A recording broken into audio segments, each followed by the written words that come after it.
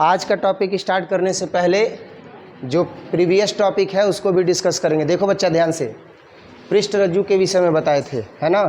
पृष्ठ रज्जु के आधार पर भी जीव जंतुओं का वर्गीकरण किया जाता है, जिसमें एक जो जीव जंतु बांटा गया है वो नॉन कार्डेटा के बेस पर बांटा गया है और एक बांटा गया है कार्डेटा के बेस पर। तो नॉन कार्डेटा क्या होता है और कार्डेटा क्या होता है ये भी जानेंगे, पहले क्लास में भी जान चुके हैं। लेकिन सबसे पहले पृष्ठ रज्जु के आधार पर जो जीव जंतुओं का वर्गीकरण किया गया उसमें देखेंगे कि पृष्ठ रज्जु है क्या। तो पृष्ठ रज्जु जो होता है वो एक डंडाकार जो होता है संरचना होती है जीव जंतुओं में, और पृष्ठ रज्जु मीसोडर्म कोशिकाओं से बना होता है। किससे बना होता है? मीसोडर्म कोशिकाओं से। जैसे अभी कुछ बच्ची थी कह रही थी कि वो इम्पॉर्टेंट पॉइंट क्या है, तो केवल ऐसे नहीं याद करना है कि पृष्ठ रज्जु मीसोडर्म कोशिकाओं से बना एक डंडाकार संरचना है। सबसे पहले ये जानना है कि आखिर पृष्ठ रज्जु है क्या। तो पृष्ठ रज्जु जीव जंतुओं में एक डंडाकार संरचना होती है जो बनी किससे होती है? तो मीसोडर्म कोशिकाओं से बनी होती है। याद करने का तरीका समझ में आ रहा है कैसे याद किया जाता है? पृष्ठ रज्जु एक डंडाकार संरचना होती है जो किससे बनी होती है? मीसोडर्म कोशिकाओं से बनी होती है, और ये भ्रूणीय विकास के समय शरीर के पृष्ठ भाग में बनता है। जब भ्रूण का विकास होता है जीव जंतुओं में, भ्रूण मतलब जब बच्चा गर्भ में होता है, जीव जंतुओं के गर्भ में जब मादा गर्भकाल से गुजर रही होती है, तो उस स्थिति में उसके गर्भकाल में जब वो जीव जंतु का विकास होता है तो उस गर्भीय विकास में, भ्रूणीय विकास में पृष्ठ रज्जु का निर्माण होता है, जो बना किससे होता है? मीसोडर्म कोशिकाओं से बना होता है। और उसकी संरचना कैसी होती है? डंडाकार संरचना होती है। क्लियर है? तो डंडाकार संरचना होती है और ये मीसोडर्म कोशिकाओं से बना होता है। और जब भ्रूणीय विकास होता है जीव जंतुओं में तभी इसका क्या होता है? निर्माण होता है। और ये निर्माण जो होता है वो शरीर के पृष्ठ भाग में होता है। कोई दिक्कत? इसके बाद हम देख रहे हैं कि पृष्ठ रज्जु के आधार पर भी प्राणियों को कितने भागों में बांटा जा सकता है? 2 भागों में। जब जान गए कि पृष्ठ रज्जु होता क्या है तो अब इसका वर्गीकरण करते हैं। क्या सभी जीव जंतुओं में पृष्ठ रज्जु का निर्माण होता है? भ्रूणीय परिवर्धन के समय जब देखा जाए तो सभी जीव जंतुओं में पृष्ठीय रज्जु का जो है वो निर्माण नहीं होता है। तो जब पृष्ठ रज्जु का निर्माण सब में नहीं होता है तो अब इसी से स्पष्ट हो गया कि 2 प्रकार के जीव जंतु होंगे। कौन से? तो एक ऐसे जीव जंतु होंगे जिनमें पृष्ठ रज्जु पाया जाएगा, और एक ऐसे जंतु होंगे जिनमें पृष्ठ रज्जु नहीं पाया जाएगा। फिर से रिपीट कर रहे हैं, याद हो जाना चाहिए कि पृष्ठ रज्जु जो है वो किससे बना होता है? तो मीसोडर्म कोशिकाओं से बना होता है। इसकी संरचना कैसी होती है? डंडाकार संरचना होती है। और इसका प्रवर्धन अर्थात इसका विकास कब होता है? तो भ्रूणीय परिवर्धन के समय होता है। जीव जंतुओं में भ्रूणीय परिवर्धन के समय पृष्ठ रज्जु का निर्माण होता है। और यह निर्माण कहाँ होता है? तो यह निर्माण जो होता है वो कहाँ होता है? भ्रूणीय विकास के समय शरीर के पृष्ठ भाग में होता है। और अब यहाँ पर हम देख रहे हैं कि प्राणियों को जब 2 समूहों में विभाजित कर दिया जाता है तो पहला बनता है नॉन कार्डेटा और दूसरा जो बनता है वो बनता है कार्डेटा। या आप इसको ऐसे भी कह सकते हो कि पहला जो भाग है वो कार्डेटा है और दूसरा जो है वो नॉन कार्डेटा है। नाम से स्पष्ट है, नॉन कार्डेटा का मतलब हुआ कि ये ऐसे जीव जंतु होंगे जिनमें पृष्ठ रज्जु उपस्थित नहीं होगा। तो जिनमें पृष्ठ रज्जु उपस्थित नहीं होगा उसे क्या कहा जाएगा? नॉन कार्डेटा कहा जाएगा। और जिनमें पृष्ठ रज्जु उपस्थित होता है उसे क्या कहा जाता है? कार्डेटा कहा जाता है। सिंपल सा डिफिनीशन है। क्या होगा कि जिन जंतुओं में पृष्ठ रज्जु अनुपस्थित रहता है वैसे जंतुओं को अरज्जुकी जंतु कहते हैं। अरज्जुकी अर्थात कह सकते हैं कि ये नॉन कार्डेटा कहलाता है।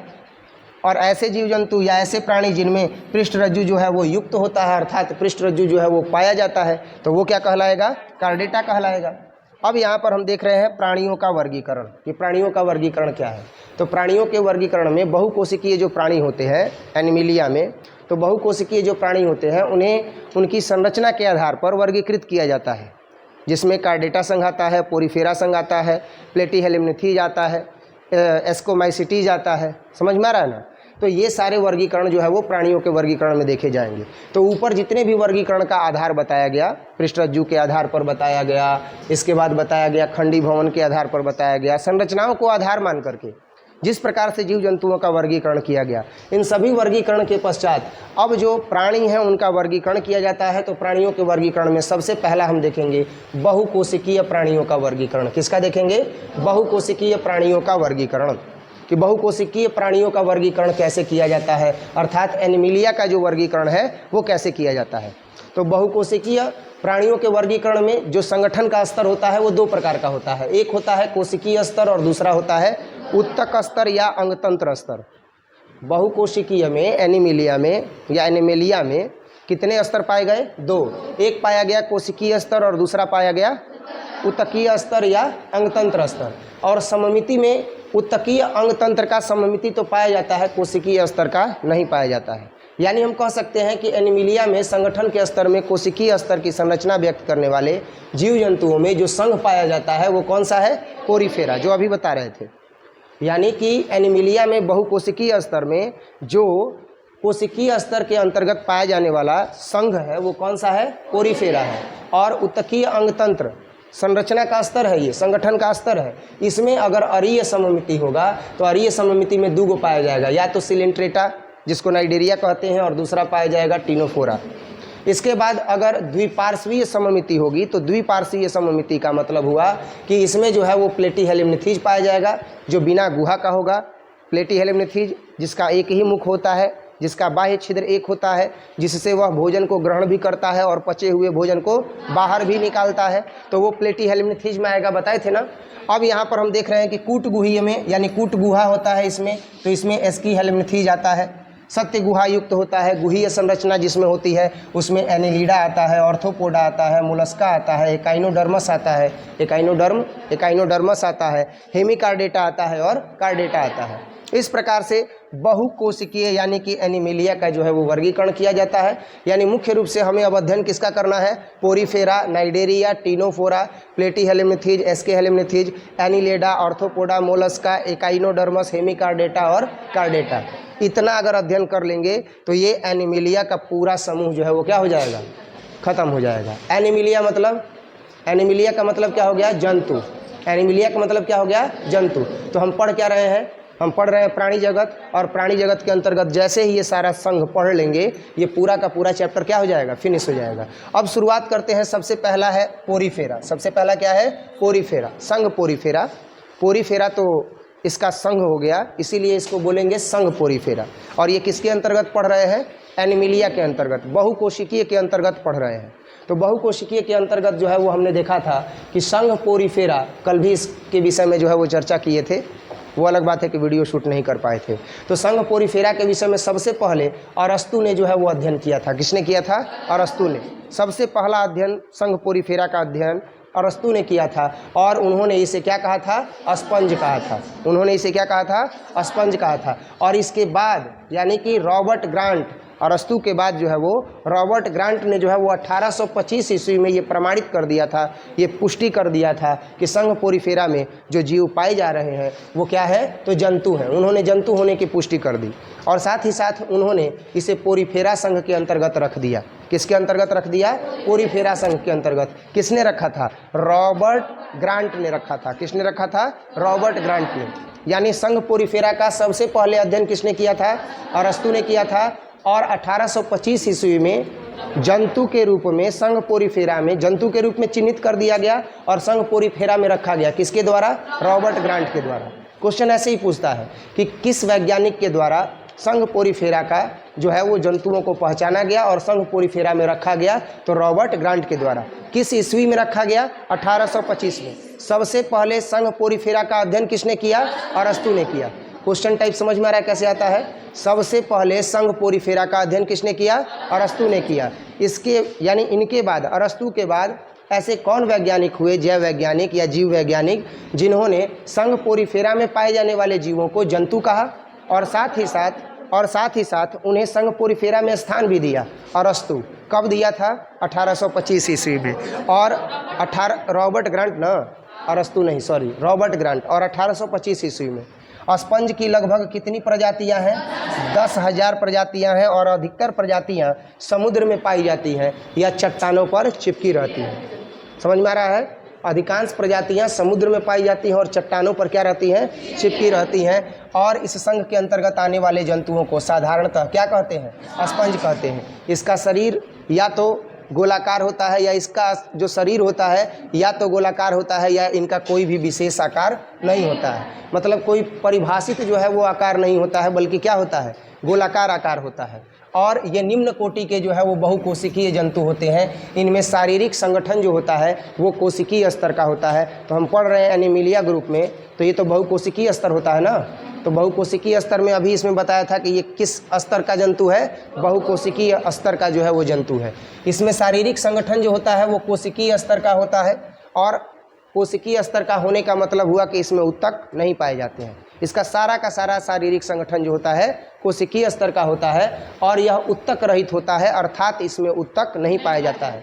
पोरीफेरा में उत्तक नहीं पाया जाता है, केवल क्या पाया जाता है, कोशिकाओं का स्तर पाया जाता है। क्लियर है। टॉपिक रीड आउट करेंगे वो एक अलग चीज़ है, पॉइंट इसका निकालेंगे कि पॉइंट क्या है। तो इसका पॉइंट ये है कि संघ पोरीफेरा जो है वो बहुकोशिकीय स्तर का होता है, और यह उत्तक रहित होता है, अर्थात इसमें उत्तक नहीं होता है। क्लियर है। इसमें शारीरिक संगठन कैसा होता है, कोशिकीय स्तर का होता है। पोरीफेरा का शब्द होता है पोर बियरर। क्या होता है, पोर बियरर। पोर बियरर का मतलब होता है छिद्रदार। क्या होता है, छिद्रदार। यानी इसकी पूरी संरचना शरीर की कैसी होती है, छिद्रदार होती है, और उसी छिद्र की सहायता से ये जल में रहता है। तो जल के द्वारा जो है वो ऑक्सीजन और भोजन क्या करता है, ग्रहण करता है। और जब यह ऑक्सीजन और भोजन ग्रहण करता है, अरे बकलोल लगाओ लगाओ, ऊपर पहले रख दो उसको। हाँ हाँ हाँ लगाओ उसको, और आगे कर दो, कोई बात नहीं, बस हाँ लगा दो। हाँ शाबाश। कैसे रख रही हो, ये रखो उसको, खुशी बढ़िया से रखो, उसमें फंसा दो उसको। उसमें पैर फंसेगा तो यही होगा। नहीं ऊपर कहाँ करोगे, ऊपर करोगी तो फिर दिक्कत होगा। नीचे उसको गिराओ, और तार को नीचे गिराओ ना, तार को। हाँ बस ऐसे ही रहने दो, रहने दो। अब रख दो, वहाँ टांगने वाला बना देते हैं ना, ढीला हो गया, तार में फंसाओ ना, लगा दो। ज़्यादा खींचा गया है, जुगाड़ पर तो सारा व्यवस्था चल रहा है कि नहीं। और स्टूडियो पूरा नहीं ना है, जुगाड़ पर व्यवस्था है। ठीक है, देखते हैं। तो इसमें जो है वो बहुकोशिकीय स्तर पाया जाता है, और पोरीफेरा का जो शाब्दिक अर्थ होता है वो क्या होता है, पोर बियरर होता है। पोर बियरर का मतलब होता है छिद्रदार संरचना। इसका पूरा शरीर जो होता है वो छिद्रदार होता है। तो छिद्रदार होने की वजह से क्या होता है, तो छिद्रदार होने की वजह से जो ये पानी में रहता है, तो पानी से ही, यानी पानी में घुला हुआ जो भोजन होता है, ऑक्सीजन होता है, वो इसके शरीर के अंदर प्रवेश करता है। यही है, छिद्रदार प्राणी है ये। और इसके शरीर पर जो है वो ऑस्टिया के रूप में अनेक छोटे छोटे छिद्र होते हैं, और इन छिद्रों के द्वारा जल के साथ वायु और भोजन कहाँ प्रवेश करता है, शरीर में प्रवेश करता है। क्लियर है। ये जल में रहते हैं और किसी वस्तु पर पौधे के समान चिपक, पौधे पर ये जो है वो पौधे के समान चिपक करके रहते हैं। और शरीर में उपस्थित जो छिद्र होती है उसमें छोटी छोटी नलिकाएं जो होती हैं वो नलिकाओं में खुल जाती हैं, और इस तरह से नलिका तंत्र का निर्माण हो जाता है। ये प्रोटोजोआ के समान जो है वह समानता प्रदर्शित करते हैं, और इनमें कीप कोशिकाएँ जो है वो समूह में रहने वाले प्रोटोजोआ से मिलती जुलती हैं, और ये सिलेंट्रेटा जंतुओं से भिन्न होते हैं, क्योंकि इनमें पाचन नली नहीं होती है, और न ही दशक कोशिकाएं होती है, यानी 10 कोशिकाएं होती हैं। ये सिलेंट्रेटा से भिन्न होती है क्योंकि इसमें जो है वो पाचन नली नहीं होती है, और यह प्रोटोजोआ के समान होता है क्योंकि इसमें कीप कोशिकाएं पाई जाती हैं। कीप कोशिकाओं के पाए जाने के कारण ही यह किसके समान होता है, प्रोटोजोआ के समान होता है। और सिलेंट्रेटा जंतुओं से भिन्न इसलिए होता है क्योंकि इसमें पाचन नली नहीं पाई जाती है। बाकी शेष चीज़ें तो बता ही चुके हैं कि इनका अध्ययन जो है वो सर्वप्रथम अरस्तु ने किया था, और इसके बाद रॉबर्ट ग्रांट नामक जो व्यक्ति थे, रॉबर्ट ग्रांट नामक जो वैज्ञानिक थे, उन्होंने 1825 ईस्वी में इनको जो है वो एकदम चिन्हित कर दिया कि ये जंतु हैं, और पोरीफेरा संघ के अंतर्गत उन्होंने इसे रख दिया। नेक्स्ट इसके आगे देखेंगे पोरीफेरा के मुख्य लक्षण, है ना, मेन कैरेक्टरिस्ट ऑफ पोरीफेरा। तो पोरीफेरा के मुख्य लक्षण में हम देखें तो सबसे पहले ये एक लक्षण दिखाई देता है कि ये निम्न श्रेणी के बहुकोशिकीय जीव होते हैं। इसकी संरचना के विषय में ही बता चुके हैं, एनीमिलिया संघ का जब वर्गीकरण कर रहे थे तभी बता दिए थे कि ये पोरीफेरा होता है जो बहुकोशिकीय होता है। तो इसमें ये एक गुण बताया गया कि ये जो होता है एक बहुकोशिकीय जो होता है जीव होता है, और इसका शारीरिक संगठन जो होता है वो कोशिकीय स्तर का होता है। इसमें केवल कोशिका जो है वो पाई जाती है, उत्तक जो होता है वो अनुपस्थित होता है, यह उत्तक रहित होता है, अर्थात इसमें उत्तक नहीं पाया जाता है। कोई दिक्कत?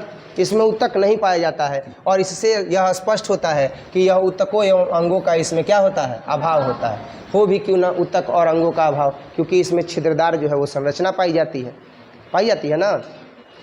नेक्स्ट है कि अलवणीय जल को स्पंजिलाइडी को छोड़ करके अधिकांश स्पंज जो होते हैं वो समुद्र के गहरे जल में किसी आधार से चिपके रहते हैं, अर्थात समुद्र के गहरे जल में मतलब नीचे आधार से जो है वो क्या रहता है, चिपका रहता है, तल से जो है वह चिपका रहता है। आ जाओ।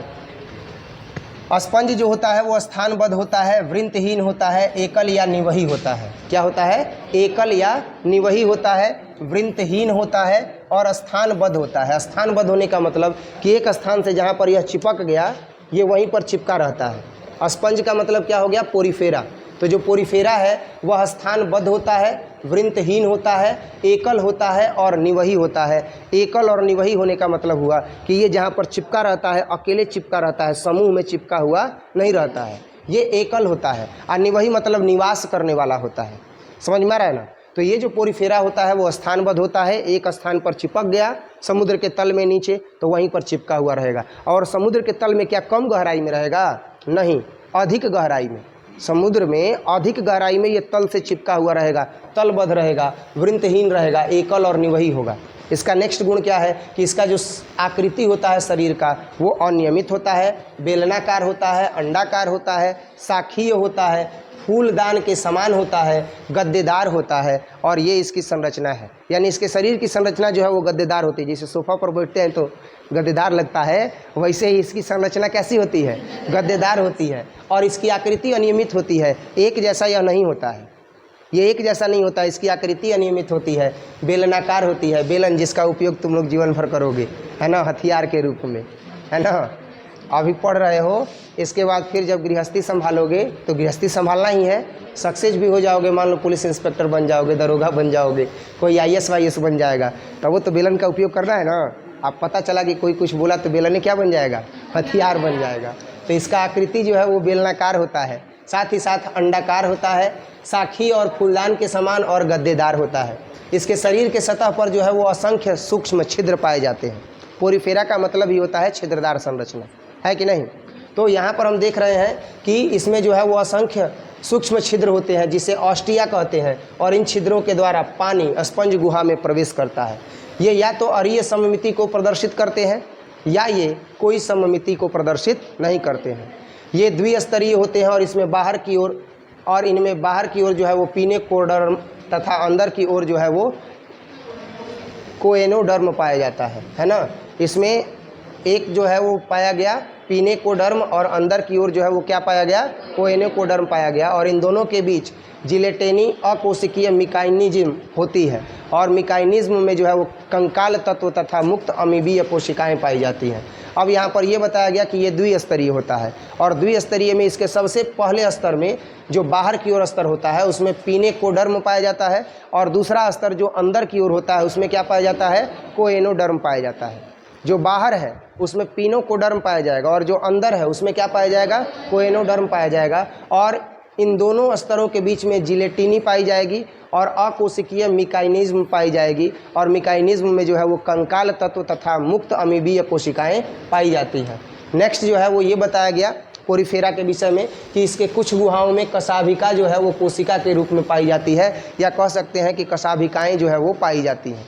इसके कुछ गुहाओं में कशाभिका कोशिकाएं पाई जाती हैं और इसके शरीर में नाल तंत्र होता है, कैनल सिस्टम होता है, जिसके द्वारा ये जो नालें होती हैं वो स्पंज गुहा में जा कर के क्या होती हैं? खुल जाती हैं। और ये स्पंज गुहा ऑस्कुलम के द्वारा बाहर खुलती है, यानी जो भी भोजन ये ग्रहण किया हुआ रहता है वह ऑस्कुलम के द्वारा क्या हो जाता है? बाहर हो जाता है। और ये ऑस्कुलम से खुलने वाला क्षेत्र कौन सा है? तो ये जो नाल होता है वो स्पंज गुहा में खुलता है और ये स्पंज गुहा कहाँ खुलता है? ऑस्कुलम के द्वारा बाहर खुलता है। यानी किया हुआ भोजन जब पच जाता है पोरीफेरा संघ के जंतुओं में तो वो क्या हो जाता है? ऑस्कुलम के द्वारा बाहर हो जाता है। यानी कि पचे हुए भोजन को बाहर निकालने का जो मार्ग है पोरीफेरा में वो क्या है? ऑस्कुलम है। जलधारा अपने साथ पोषण के खाद्य पदार्थ तथा शोषण के लिए ऑक्सीजन शरीर में लाती है और उत्सर्जी पदार्थ एवं जनन कोशिकाओं को क्या करती है? बाहर ले जाती है। जो जलधारा होती है ऑक्सीजन और साथ ही साथ भोजन, इन दोनों को क्या करती है, पोरीफेरा के शरीर के अंदर लेकर के आती है। क्योंकि पोरीफेरा का जो संरचना होता है वो कैसा होता है, छिद्रदार होता है। तो छिद्रदार संरचना होती है और यह गहरे जल में पाया जाता है। तो पानी में जो ऑक्सीजन घुला हुआ है और जो भोज्य पदार्थ आ जाता है वो इसके शरीर में तो प्रवेश करता है, भोज्य पदार्थ को तो यह लेकर के आता है जो पोषण के उद्देश्य से बहुत ज़्यादा जरूरी है।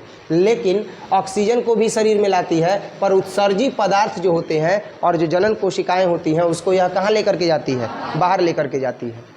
पोषण की क्रिया अंतःकोशिकीय होती है और श्वसन अंगों और उत्सर्जी अंगों का इसमें अभाव होता है। शरीर के स्तरों के मध्य जो है वह कैल्शियम कार्बोनेट तथा सिलिका की बनी कंटिकाओं तथा स्पॉन्जिन तंतुओं का अंत कंकाल में पाया जाता है। यानी इसका जो मुख्य रूप से शारीरिक संरचना है वह कैल्शियम कार्बोनेट से बना होगा, सिलिका से बना होगा, और साथ ही साथ इसमें सिलिका की बनी हुई कंटिकाएँ होंगी और स्पॉन्जिन तंतुओं का जो है वो इसमें उपयोग होता है। यानी स्पॉन्जिन तंतु जो है इसकी संरचना को क्या करते हैं, जटिलता प्रदान करते हैं, मजबूती प्रदान करते हैं। और इसीलिए कहा गया है कि शरीर के स्तरों के मध्य में क्या पाया जाएगा, तो कैल्शियम कार्बोनेट पाया जाएगा, सिलिका की बनी कंटिकाएँ पाई जाएंगी और स्पॉन्जिन तंतुओं का इसका अंत जो है वो कहाँ पाया जाता है, कंकाल में पाया जाता है। अभी हम पढ़ रहे थे किसके विषय में, तो